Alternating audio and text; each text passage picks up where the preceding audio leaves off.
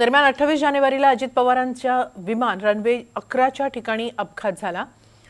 Baramati runway 11 आणि 29 अशा दोन्ही बाजूला लँडिंग करता येतं। गोजूबावी गावाच्या पायथ्याशी असलेला रनवे 11 नक्की कसा तयार करण्यात आला आणि त्या दिवशी इथं नेमकं काय घडलं याबाबत घटनास्थळावरून आमचे प्रतिनिधी देवा राखुंडे यांनी घेतलेला हा ग्राउंड रिपोर्ट पाहूया। दिवंगत नेते उपमुख्यमंत्री अजित पवार यांच्या विमानाचा अपघात ज्या ठिकाणी झाला त्या अपघात स्थळावरती मी आहे। माझ्या पाठीमागे तुम्ही हा जो एरिया बघताय हा तोच स्पॉट आहे ज्या ठिकाणी अजित पवार ज्या विमानातून प्रवास करत होते ते विमान याच ठिकाणी कोसळलं गेलं। काही नागरिक आहेत ते या स्थळाला आता भेटी देतात, पाहणी करतात। खरं तर हा रनवे 11 आहे जो बारामती तालुक्यातील गोजूबावी या गावातून सुरू होतो। सुरुवात जी बघितली आपण या रनवेची तर तुम्ही या सुरुवातीचं टोक बघू शकता की जो रनवे आहे तो जमिनीपासून जवळपास 150 फूट उंचीचा तो तयार करण्यात आलेला आहे आणि याची रुंदी जर बघितली तर ते 100 फुटापेक्षा अधिकची ह्याची जी रुंदी आहे ती या ठिकाणी आहे। एकूण बघितलं तर बारामती विमानतळाला रनवे 11 आणि रनवे 29 अशा दोन्ही बाजूनं लँडिंग करता येतं। रनवे 29 हा टेबल टॉप नाही आणि रनवे 11 ज्या स्थळावर आपण आहोत हा टेबल टॉप आहे। टेबल टॉप म्हणजे काय तर जमिनीचा जो खालचा सकल भाग आहे त्या सकल भागापासून भरावा भरून याची उंची तयार केलेली आहे। आणि तुम्हाला मी हे दाखवतो की हा जो पाठीमागचा भाग बघताय हे याचं सुरुवातीचा अँगल आहे। जमिनीच्या उंचीपासून हा जवळपास 200 फुटापर्यंत वरती उचललेला आहे। रनवे 11ची सुरुवात आपण बघतोय। त्यानंतर याला अशा पद्धतीने चिरेबंदी दगड लावून हा रनवे जो आहे तो बारामतीच्या एअरपोर्ट पर्यंत पुढे सरळ जातो। त्याचं ते बी टोक आहे। हे इकडचं जे सुरुवात होते ते ए टोक आहे। ए टोकाला रनवे 11 म्हटलं जातं आणि ज्या ठिकाणी बी टोक आहे त्याला रनवे 29 असं म्हटलं जातं।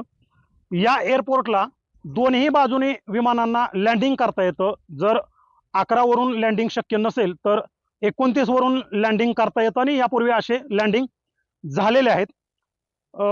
जर आपण बघितलं तर समोरचा भाग मी दाखवतो। हे समोरचा जो शेतीवाडीचा भाग दिसतोय हा समोरचा शेतीवाडीचा भाग जो आहे तो गोजूबावी गाव जे आहे बारामती तालुक्यातील त्या गावकऱ्यांच्या जमिनी आहेत, शेती आहे। लोकवस्ती समोर आपण बघतोय जे अनेक घरं या ठिकाणी रानात लोक राहिलेले आहेत। या स्पॉटवरून आपल्याला एक मंदिर दिसतंय समोर। त्या मंदिराची 3 शिखरं दिसत आहेत आणि त्या 3 शिखरांकडे जर आपण बघितलं थोडंसं आपल्या लक्षात येईल या स्क्रीनमध्ये की हेच ते मंदिराचे शिखर आहेत की ज्या शिखरांना 28 तारखेला अजित पवार यांना घेऊन येणारे जे विमान आहे ते टच करेल त्या ठिकाणी क्रॅश होईल एवढ्या खालून उंचीवरून हे विमान प्रवास करत होतं असं काही गावकऱ्यांचं म्हणणं आहे। नेहमी ज्या पद्धतीनं ही विमानं अनेक उद्योजकांना मंत्र्यांना घेऊन या विमानतळावरती येत होते त्यावेळी ही जी उंची आहे ती नेहमीप्रमाणे वरती असायची। मात्र ज्या दिवशी 28 तारखेला ही घटना घडली त्यावेळी हे जे विमान आहे ते अत्यंत कमी उंचीवरती होतं असं या ठिकाणच्या घटनास्थळी ज्यांनी हे विमान पडताना पाहिलं ते आटोळे कुटुंब आहे, इथलं फॅमिली आहे, त्या फॅमिलीचं असं म्हणणं आहे। मी ती फॅमिली आहे ती सुद्धा तुम्हाला या ठिकाणी दाखवतो। ज्या स्पॉटला मी उभा आहे तो हा स्पॉट आहे की ज्या ठिकाणी हे विमान जे आहे ते पडलं होतं। याच ठिकाणी या विमानाचे 1-2 नाही तर 4 स्फोट झालं असं आपल्याला प्रत्यक्षदर्शींनी आता सांगितलेलं आहे। ज्यावेळी विमान खाली पडलं गेलं त्यावेळी वरून 90 अंशाच्या कोनामध्ये हे खाली आलं आणि थेट कमी उंचीवरून असल्यामुळं हा जो रनवे आहे त्या रनवेच्या बाजूला अगदी 100 फूट अंतरावर म्हणजे जर विमान ज्या ठिकाणी खाली आपटलं गेलं तो स्पॉट बघितला तर तिथून हे चिरेबंदी बांधकाम सुरू होतं। वरती हे साधारण 200 फुटाचं आहे आणि मग वरती रनवे आहे।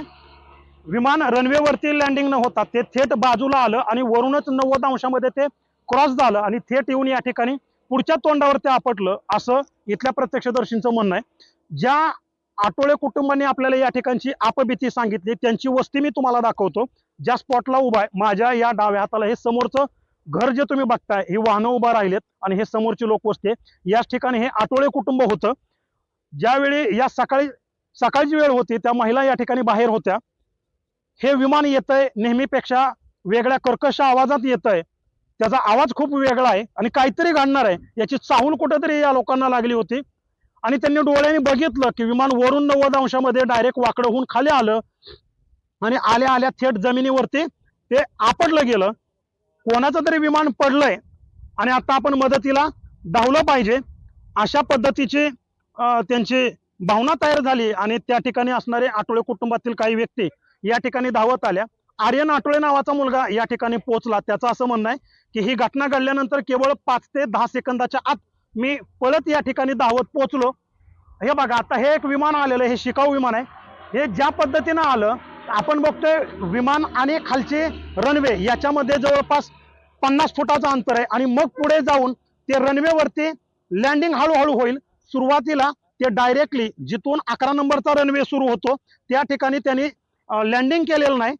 हीच घटना महत्वाची आहे कारण ज्या दिवशी अजित पवार यांचं विमान या ठिकाणी क्रॅश झालं या ठिकाणी ते आपटलं गेलं त्याचा स्फोट झाला त्यावेळी या लोकांचं असं म्हणणं आहे प्रत्यक्षदर्शींचं की विमान एवढ्या कमी उंचीला होतं की ते आल्यानंतर हे जे तोंड आहे सुरुवात जी आहे 11 नंबरच्या रनवेची त्याला येऊन ठोकतंय की काय असं या लोकांना वाटलं होतं. म्हणजे जर आपण पलीकडची पाठीमागची बाजू बघितली तर पाठीमागच्या बाजूमध्ये आपल्याला स्पष्टपणे दिसतं या रनवेची उंची आणि पुढची उंची बघितली तर ती 500 फुटाचा फरक आहे. एवढी म्हणजे अर्धा किलोमीटर उंची जी आहे ती खाली आहे. म्हणजे एक दरी आपण म्हणू आणि तिथं ती शेती आहे. मग त्या दिवशी ज्यावेळी हे विमान आलं त्यावेळी आल्यानंतर थेट वरून पुढे जाऊन नेहमी काय व्हायचं की ज्यावेळी अशी मोठी विमानं या बारामती एअरपोर्टवरती लँडिंग व्हायची त्यावेळी ही आलेली विमानं या रनवेच्या स्टार्टअप पासून 500 मीटर अंतरावरती पुढे जायची मग हळूहळू रनवेवरती ती लँडिंग व्हायची. त्या दिवशी असं घडलंच नाही. विमान आलं कमी उंचीवरती होतं कर्कश आवाज करत होतं. अगोदर लँडिंगचा प्रयत्नही झाला होता मात्र ती यशस्वी न झाल्यामुळं पायलटने गो अराउंड केलं होतं आणि मग गावाला एक राऊंड मारून ते विमान इथं आलं आणि हे लोक भयानक आवाज येतोय म्हणून बघतही होते. आणि मग हे आटोळे कुटुंबातल्या लोकांनी पाहिलं की विमान वरून डायरेक्ट सरळ न येता थेट तिरपं झालं 90 अंशात आलं आणि थेट या ठिकाणी आदळलं. आर्यन नावाचा मुलगा इथं पोहोचला असं त्याचं म्हणणं आहे की मी सर्वात अगोदर पोहोचलो आणि पोहोचल्यानंतर काय झालं तर काही अंतरावरती तो उभा होता विमान पडलंय बघतोय मात्र पडल्या काही क्षणात अगदीच सेकंदात म्हणून विमानाचा पहिला स्फोट झाला. त्याच्यानंतर आणखीन 2 मोठे स्फोट झाले त्याच्यामध्ये काही सेकंदाचं अंतर आहे असं त्याचं म्हणणं आहे आणि शेवटचा एकदम नॉर्मल 4था स्फोट झाला. असे 4 स्फोट झाले आणि मग या ठिकाणी ही घटना घडली गेली असं त्याचं म्हणणं आहे. त्यामधून काही माणसं बाहेर फेकली गेली होती मात्र ती कोण होती काय होती याची कल्पना या लोकांना नव्हती. सांगण्याचा मुद्दा हाच आहे की सकाळची वेळ होती ज्यावेळी हे विमान बारामती एअरपोर्टला पोहोचणार होतं त्यावेळी 8:18 बारामती ATCच्या संपर्कात हे विमान या ठिकाणी आलं होतं आणि ATCच्या संपर्कात आल्यानंतर एअरक्राफ्टने सुरुवातीला लँडिंगसाठी रनवे 11 मागितला होता. ATCनं त्याची परवानगी दिली होती. हा 8:27 जेमतेम वेळ होती. त्यानंतर 2 मिनिट गेले फक्त आणि 2 मिनिटांनी एअरक्राफ्टने पुन्हा ATCला मला रनवे 11 नको मला 29 द्या. म्हणजे या रनवेची ही स्टार्टअपची ए बाजू याला आपण रनवे 11 म्हणू याची एंडिंग बाजू जी पुढे संपते त्याला रनवे 29 म्हणू. तो रनवे 29 मागितला आणि पुन्हा ATCनं 29ची परवानगी दिली. पुन्हा त्या ठिकाणी लँडिंग न करता 8:36 गो अराउंड झालं. पहिला प्रयत्न यशस्वी झाला आणि गो अराउंड झाल्यानंतर पुन्हा एअरक्राफ्टनं ATCला असं सांगितलं की मला रनवे 29ला नको तर मला रनवे 11 वरती लँडिंगला परवानगी द्या. पुन्हा 11 वरती लँडिंगला परवानगी देण्यात आली. पुन्हा एअरक्राफ्टनं असं सांगितलं